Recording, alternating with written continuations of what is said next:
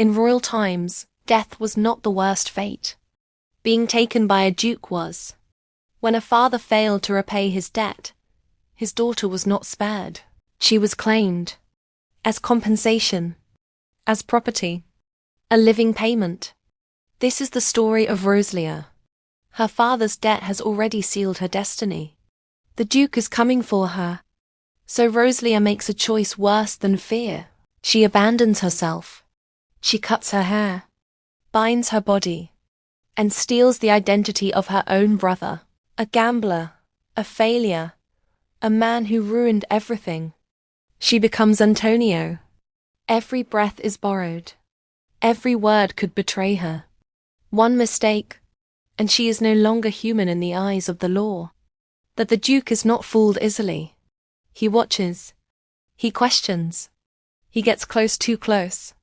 And Rosalia realizes something far more terrifying than discovery. The duke is drawn to her, not knowing who she truly is, not knowing what she's hiding. Is it suspicion or desire? If he uncovers the truth, she will be destroyed. If he doesn't, she may fall in love with the very man who can ruin her. Because this is not just a story of survival. It is a dangerous romance. A psychological game. A lie that grows heavier with every heartbeat. And in this world, love is the deadliest secret of all. Watch till the end.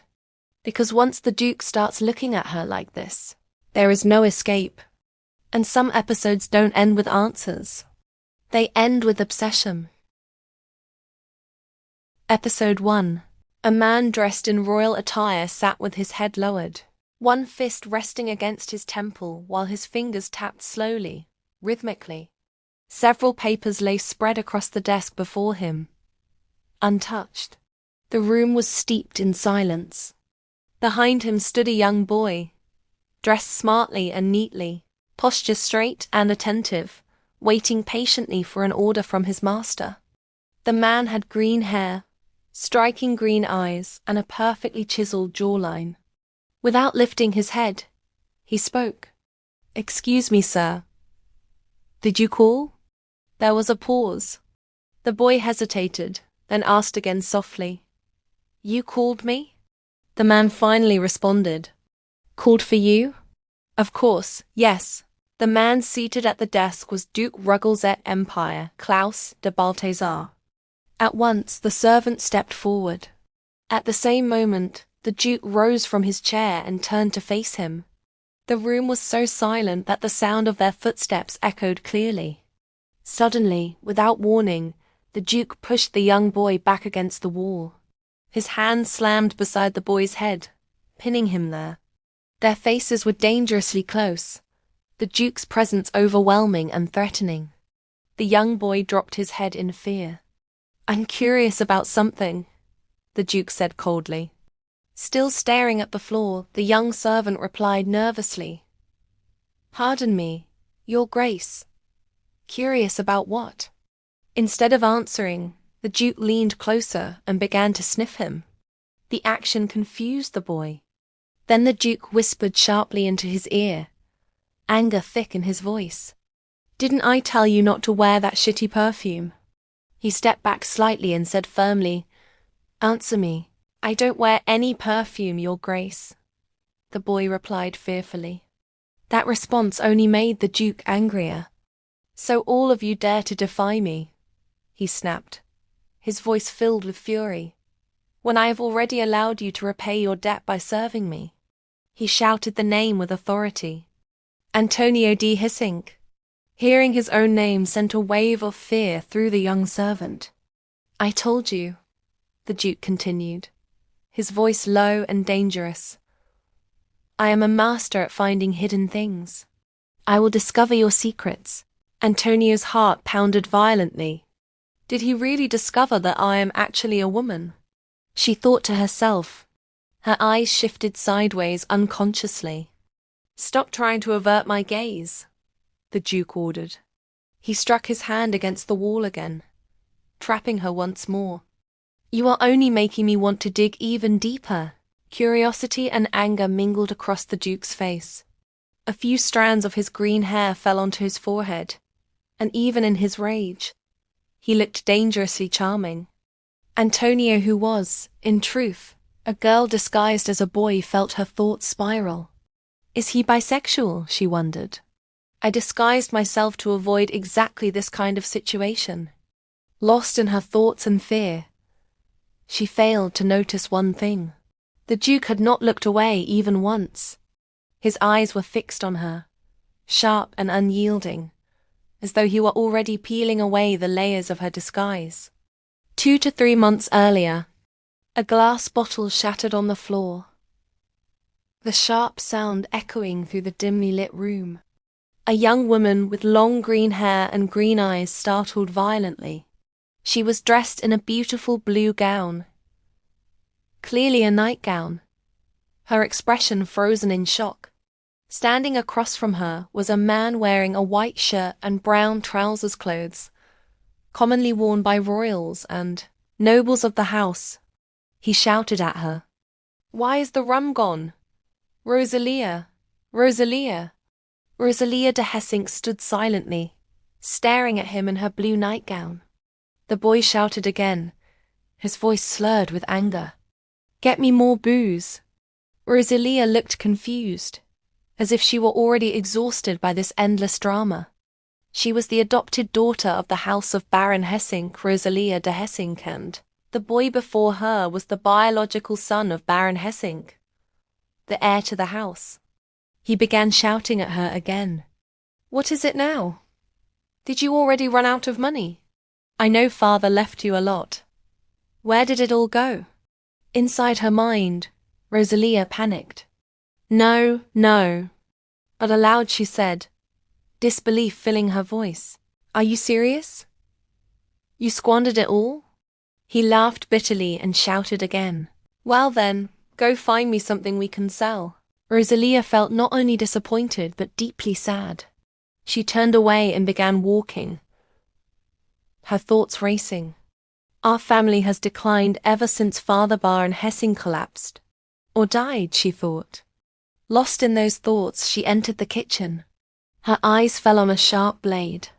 Not a knife, a dagger. She picked it up.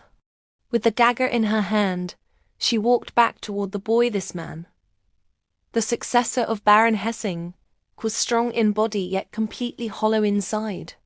A total loser who had made her life unbearable. He had long since abandoned any sense of humanity. When he saw Rosalia approaching with the dagger, fear finally crossed his face. What are you doing? He shouted. Why are you holding a knife? No, a dagger. Stay away. Rosalia spoke only in her mind. It's about time I get rid of him. She raised the dagger as if she were about to strike. The boy screamed, sweat pouring down his face as he stumbled backward, terrified. Stop! Stop! He cried, squeezing his eyes shut. But when he finally opened them, something was wrong. Rosalia was standing calmly. Her long green hair was gone. Confused, the boy looked down and realized she had cut it off. Rosalia stepped forward and placed the severed hair into his hands. Didn't you just ask me to find something we could sell? She said quietly. This is the last thing I have left. Take it. Sell it. Without hesitation or shame, the boy grabbed the hair and walked out of the house. After a brief pause, he turned back and spat an insult at her. Cold-hearted, Rosalia repeated softly, almost to herself. I am cold-hearted. A question lingered in her mind. Am I? Because I'm capable of being much harsher if my life depends on it. The thought made her feel strangely awkward as she stood alone in the silent house. On the southern streets, the cold cut through the air like a blade. Antonio staggered forward when suddenly 2 men came marching toward him. They blocked his path, their lips curling into devilish smiles. You'll never be able to come back, Antonio, one of them sneered. The creditors will be waiting for you, after all. They grabbed him roughly. It's time to pay your gambling debt, Mr. Antonio. Antonio was terrified. He looked painfully weak now, dark circles hollowing his eyes. Rosalia was unaware of his condition. A few days later, she stood in her room, dressing quietly, her thoughts heavy. I'm not sure if he's even alive. She bound her chest tightly with a cloth, wincing slightly, then pulled on oversized clothes. As expected, she muttered to herself. These clothes are a bit big now. Once fully dressed as a man, she stood near a broken window and peeked outside. He'll be arriving soon, she thought. She was wearing Antonio's clothes. She was waiting for the man who held her life in his hands. Rosalia de Hessink, she thought bitterly. In the novel, Rosalia was merely a background character. She was sold to the Duke to pay off debts, used, and eventually died. And I just happened to be reborn as her. The Duke would try to take her as a maid in order to settle the debt. It's already been 3 years since I entered this novel, she realized. My life now is moving exactly along Rosalia's timeline. She took a deep breath. I've been preparing for this very moment, she whispered. Unlike the novel, I plan on staying alive. Rosalia from the original story fell in love with the Duke. Foolish, she thought. Very foolish. There are plenty of ways to pay off debt, she said to herself. The first rule is to avoid catching the Duke's attention. That was why she was dressed as a man. She lived in a grand mansion, but it was barely maintained. Its glory long faded. Soon, a man appeared at the estate. It was the Duke. He glanced at the mansion and remarked coolly, "What a humble abode." Beside him stood another man, who said respectfully, "Yes, Your Grace. This is the correct address." The Duke surveyed the building. Selling this estate won't even cover half what Baron Hessing owed.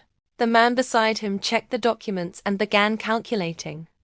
These records state that the Baron passed away. His eldest son, Antonio, inherited the estate. He also had a daughter, Rosalia de Hessink, reported to have died of illness a few days ago. What a pity, the Duke replied flatly. At that moment, the door creaked open. Rosalia, disguised as Antonio, stepped outside. You must be Duke Klaus de Balthazar, she said, looking directly at him.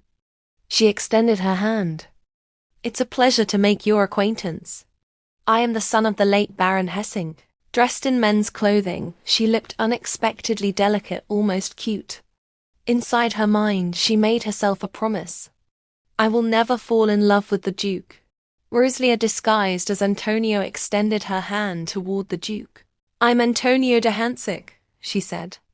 The Duke's gaze dropped to her outstretched hand. His expression turned strange, unreadable.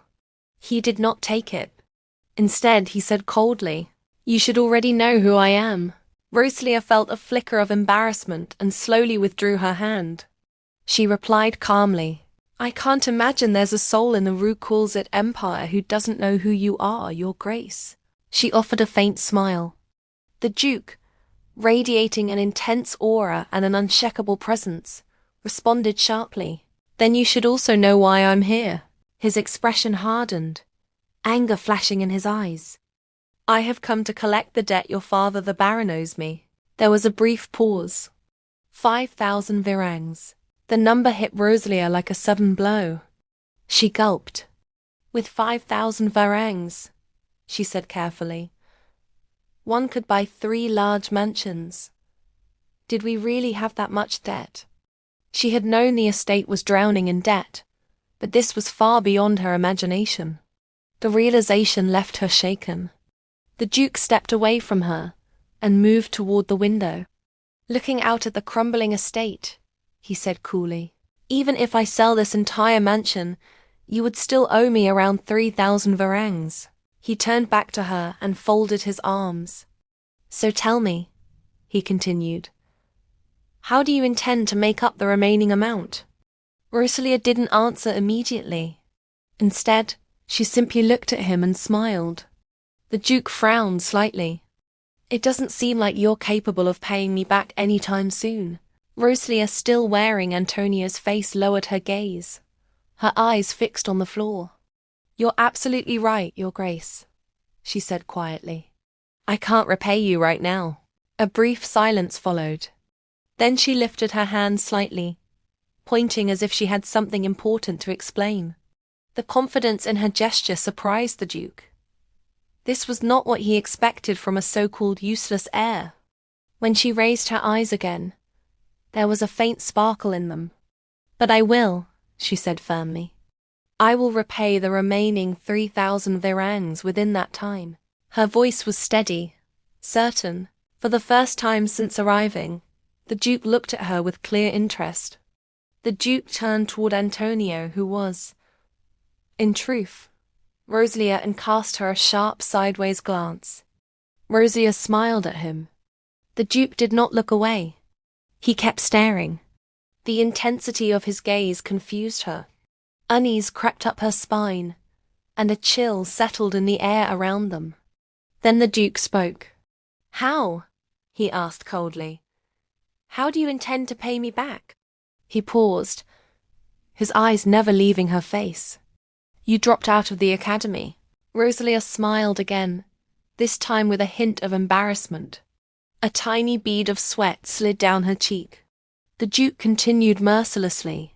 You are capable of very little, and I've heard you're a drunkard who wastes money. Rosia's smile didn't fade. He's not wrong, she thought. My brother truly is nothing more than a hopeless loser. But her thoughts sharpened. That's where he's wrong about me. I haven't been wasting my life away in back alleys. I have a weapon. She lifted her gaze and said aloud, I have a plan. The Duke responded with a single unimpressed sound. Oh? Oh. They began walking side by side through the hall. The Duke spoke again, almost lazily. So, you have an ace up your sleeve? Of course, Rosalia replied. But inside her mind, her thoughts raced. My weapon is knowledge. Knowledge from the novel. I know things that haven't happened yet. She thought of the Menestone mine, a discovery that would surface half a year from now. She thought of a ship laden with treasures, long sunk and forgotten. But the easiest path of all is art. Her thoughts drifted. The Crown Princess, the female protagonist, has a deep obsession with art. Rosalia imagined her clearly. A breathtaking princess in an elegant gown, long flowing hair, thick lashes framing sharp eyes, slender hands adorned with delicate fingers. She builds her fortune by discovering artists no one knows yet. The image shifted. The same princess now wearing a pearl necklace, radiant and untouchable. All I have to do is find them before she does. The thought lingered. Was this merely Rosalia's imagination? Or did she truly possess knowledge of a future yet to unfold? For now, the Duke walked beside her, unaware that the boy next to him might be holding the key to his own downfall, or his greatest temptation. Coming back to reality, Rosalia looked at the Duke and said clearly, I plan to buy valuable works of art using the information I've gathered from the street salon with my incredible eye for talent. There was a spark in her eyes as she spoke. Excitement crept into her voice and her hands lifted into the air unconsciously, moving as she explained her idea. The Duke watched her closely. Suspicion flickered across his face. That might work in theory, he said at last, his tone calm but sharp. But there is one major issue. He paused, his gaze narrowing. How do you intend to procure the money? He asked. To buy these pieces of art? The question hung heavily between them, cutting straight through her confidence. Cheekily, Rosalia said. A very good question, Your Grace. Every business venture needs capital. Obviously, the Duke replied coolly. And that, Rosalia said smoothly, is precisely what I wished to ask you about, Your Grace. A flicker of confusion crossed the Duke's eyes. He studied her in silence, clearly waiting for her to continue. Rosalia lifted a hand to her hair. Her cheeks flushed slightly, and she let out a small, nervous giggle before lowering her voice. So, she said carefully, could you please lend me 20 varangs? For a brief moment, the tension cracked. The situation turned almost comical. The Duke had come to collect a debt, not to extend another loan. The Duke let out a short, incredulous laugh. "Huh, so your plan," he said slowly, "is to borrow even more money from me?" Rosia looked up at him with wide, earnest eyes and smiled. "Yes," she answered simply. "That's exactly what I'm asking, Your Grace." She took a breath and added softly, "Please, trust me. Just this once." The silence that followed was heavy, not with anger, but with something far more dangerous. Interest. Rosalia still disguised as Antonio lifted her chin and said with quiet confidence, "I will show you how 20 varangs can become 50 varangs in just 2 months." The Duke studied her in silence, his expression unreadable. After a long pause, he spoke. "Fine. I will lend you the money." Relief flickered through Rosalia. That look on his face. She thought, "It feels suspicious." Still, she masked her unease with a polite smile. She bowed deeply, her movements careful and respectful. "Thank you very much, Your Grace." Before she could straighten her back, heavy footsteps echoed behind her. 2 bodyguards stepped forward.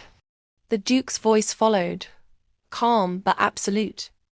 "However, I have a condition." Rosalia's breath caught. When did they get here? She wondered. The guards moved in and seized her arms. Their grip was firm, painful enough to make her wince. "Huh?" she gasped, startled. "What just happened?" She struggled instinctively and turned toward the Duke. "Why are you dragging me away, Your Grace? I told you I will repay the debt." She barely finished speaking before the Duke began walking toward the main entrance, his footsteps unhurried. "Your Grace," she called out, panic creeping into her voice. He stopped and spoke without turning fully around. "Antonio," he said evenly, "how could I possibly trust you?" His tone remained composed, almost detached. What if you simply spout nonsense and then disappear? Rosalia clenched her jaw. "He's right," she admitted bitterly. "That's exactly the image my brother has left behind." Still, she twisted against the guard's hold. "Didn't I give you my word?" she insisted. "You can trust me, swear." "I believe you intend to repay me," the Duke replied coolly. "But where do you plan to stay while earning that money after I sell this mansion?" The words struck her like a sudden blow. She froze. She hadn't considered that at all. "Huh?" slipped from her lips. As the guards dragged her forward, the Duke spoke again. "I'll trust you this once, Antonio." He turned and fixed her with a sharp, penetrating gaze. "But you will remain where I can watch you until the debt is fully paid." His voice lowered. "You are bound to me until you are free of what you owe." Then he delivered the final sentence. "You are my servant now." Rosalia struggled weakly. "Come on. How is that fair?" The Duke didn't hesitate. "Because I said so." With that, he stepped outside, the heavy doors closing behind him. Rosalia's strength finally gave out. "I swore I would never become a maid," she thought, her chest tightening. "And yet, I've become the Duke's male servant." She lowered her head, humiliation and disappointment settling deep within her. What even is my life anymore? El Dagro, one of the Duke's senior male servants, led Rosalia through the quiet, dimly lit halls and finally stopped before a door. "Here are your quarters, sir," he said politely, stepping aside. Rosalia entered and froze in her tracks. The room was far too spacious. Elegant drapes, polished floors, carved furniture, and warm golden lighting. It didn't look like a servant's room at all. "This doesn't look like a servant's quarter," Rosalia whispered. Elgandro's expression remained calm. "Well," he said, "you're not just a servant. His Grace considers you his business partner as well." Rosalia stiffened immediately. "And that," he continued, "is why your room has been placed right beside the Duke's office." Rosalia's eyes widened. He pointed casually. "It's right there." Barely a 5-second walk. She felt the shock crash over her. This is not what I wanted at all, she thought miserably. This is the exact opposite. Please follow me, Alejandro said. I'll show you around the mansion. Rosalia nodded weakly, her mind still spinning. At least I don't have to share quarters with the other male servants, she thought, trying to stay optimistic. But as Alejandro guided her through the enormous mansion, Rosalia barely listened. Every step made her shoulders heavier. The palace felt too big, too lavish, too suffocating. Then, a girl in a beautiful blue gown suddenly sprinted down the hallway. "My lady!" a maid shouted, chasing behind her. The girl tripped. Before she could fall, Rosalia instinctively reached out and caught her. The girl blinked up at her. "How long are you planning to hold me?" she demanded bluntly. Rosalia let go instantly. Sorry." The girl tilted her head. "I haven't seen you around here before." Another maid arrived, panting. "Oh, my lady." My lady? Rosalia thought. Is she royalty? Or the Duke's sister? The girl's expression brightened. "You're pretty," she said suddenly. "I like pretty things." Rosalia froze. The girl clapped her hands and declared, "I'll take you as my eldest domestico starting today." "What?" Rosalia cried. An eldest domestico, the decorative, handsome servant aristocratic women kept for show. I've heard of that ridiculous trend, Rosalia thought, horrified. "I'm sorry, my lady, but the girl cut her off, waving one hand. "Anyway, you're coming with me to my meeting room tomorrow, don't forget." Before Rosalia could respond, the princess's maid sprinted down the hallway. "My lady, you still need your skin treatment." "No," the girl screamed and ran off laughing. The servant sighed and turned to Rosalia. "How fortunate," he said, "to catch Lady Balza's eye on your first day."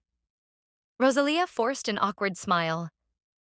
Is that fortunate? She wondered helplessly. That night, Rosalia dropped onto her bed like a stone. I don't have time to follow around some rich, self-absorbed girl, she thought irritably. I promised the Duke 500 virangs in 2 months.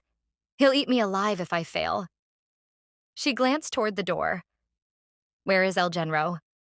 He was supposed to bring the money today. Exhaustion swept through her. I just need to rest. It was her first night in the Duke's mansion, and everything already felt too much. Assuming no one would visit at such an hour, she loosened the bindings around her chest. Instant relief washed through her. "Ah," she whispered. "These things are torture."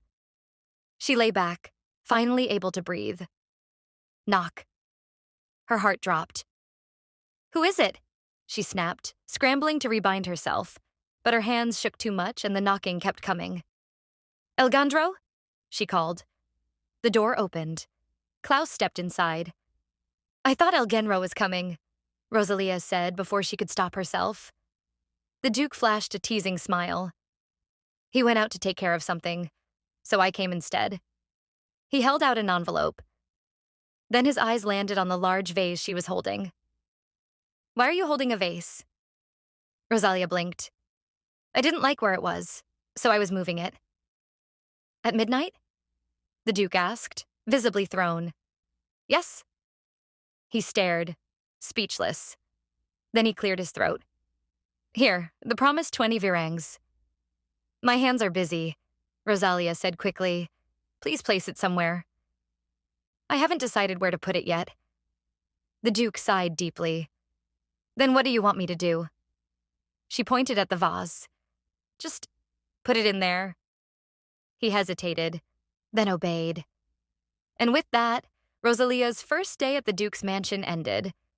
Her dignity barely intact, her sanity hanging by a thread, and her disguise dangerously close to falling apart. Episode 4. Rosalia took the envelope before the Duke left. The Duke looked at Antonio and said, "I'll be waiting for the fulfillment of your promise." Rosalia, still disguised as Antonio, bowed lightly and replied, "Of course, Your Grace." Rosalia hesitated, still clutching the heavy vase. "Your Grace, I'm sorry, but could you please close the door on your way out? As you can see, my hands are full. The Duke nodded. Very well. He stepped out, and just before shutting the door completely, he peeked through the gap, as if reluctant to leave her sight, then closed it softly.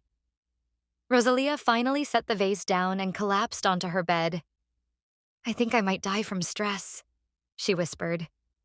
Sleep never felt so far away. The next morning, Rosalia was barely awake when Duke's sister burst into her room. I hope you're ready, she chirped. Rosalia blinked, confused. Come on. Your name's Antonio, right? Get in. Before Rosalia could refuse, she was dragged straight into a carriage. A few minutes later, she found herself standing among other aristocratic ladies, while Lady Balza proudly flaunted her new domestico. Her. How did you find him? One lady asked, fanning herself with fascination. Rosalia felt her soul leave her body. How did I even end up here? I don't have time for this. I need to make money, not parade around. By the way, Lady Balza, you knew about the mysterious... He's handsome, right? Lady Balza interrupted, beaming. The other women nodded enthusiastically. Yes, very handsome, one said. Oh my, and that dark green hair. So striking, said another. And those almond-shaped eyes, beautiful. A third leaned closer. His jawline is so delicate, you could almost believe he was a woman. Rosalia nearly choked. Lady Balza puffed her chest proudly. Well, my Antonio used to be an aristocrat himself. He's simply pretending to be an innocent servant. Right, Antonio? Rosalia bowed politely. Yes, you're right, my lady. Another woman shrieked delightedly. Even his voice is so sweet. Rosalia forced a tiny smile. Fine, I'll play along a little. These ladies might actually become future investors. Then Lady Balza opened a delicate lacquered box. Oh, look at this, she said. My father brought it from the Western Empire. Inside was a floral accessory. Stunning, but unfamiliar. What do you suppose it is? One asked. It's too long for a bracelet. And not right for a necklace. Rosalia stepped forward. It's called a hair vine, my lady, she explained. It's popular in the Lefalio Empire. If it's not too bold of me, I can assist you. With gentle fingers, she wove the hair vine into the woman's hair. The lady gasped at her reflection. Oh my, Rosalia smiled. This style is popular in Lefalio. I love it, the lady squealed. Suddenly, everyone surrounded her. Antonio, put one on me too. Me first. No, me. Lady Balza stomped her foot. Antonio. Yes, my lady, Rosalia said, flustered. Me first, Lady Balza demanded. Of course, Rosalia said quickly. On the way back. Rosalia slumped in the carriage, exhausted. Lady Balza hummed happily. It seems I'm in a wonderful mood today. Rosalia managed a tired smile. Then Lady Balza asked, Antonio, you seem to have a lot of experience with women's hair. Oh, I used to do my sister's hair a lot, Rosalia said. Lady Balza perked up. Sister? You had a sister? Rosalia swallowed. Yes, she died not long ago. She forced her expression to look pained, playing the role of a grieving brother. But the ache in her chest was very real. Lady Balza's eyes filled with tears. Oh, Antonio. She grabbed Rosalia's hand tightly. You can do my hair whenever you feel lonely. Then her expression darkened. I can't believe that wretched, greedy man bought you when you just lost your sister. That demon, cold-blooded villain. She was speaking about the Duke. And suddenly, Rosalia felt guilty. Very guilty. Lady Balza sniffed. How much do you owe? Tell me. I'll help pay it. I have plenty of money. Rosalia shook her head. That's quite all right, my lady. The debt is rather large. How much? Lady Balza insisted. 5,000 virengs. Lady Balza froze, horrified. 5,000? How many grangs is that again? Even for her, that's a terrifying number. Rosalia thought. She continued, I paid off a large part by selling my family estate. I owe around 32 virangs now. Don't worry, I have a plan. Lady Balza sniffed and nodded. Good. Then be my domestico 3 days a week. I'll pay you generously. Rosalia bowed politely. Thank you, my lady. I didn't know much about Clausetta, she thought. She didn't appear much in the novel. Lady Balza giggled. But you must do my hair whenever I want it done. Understood? Rosalia smiled softly. I feel like I just gained a little sister, she thought. And for the first time in a while, her heart felt warmth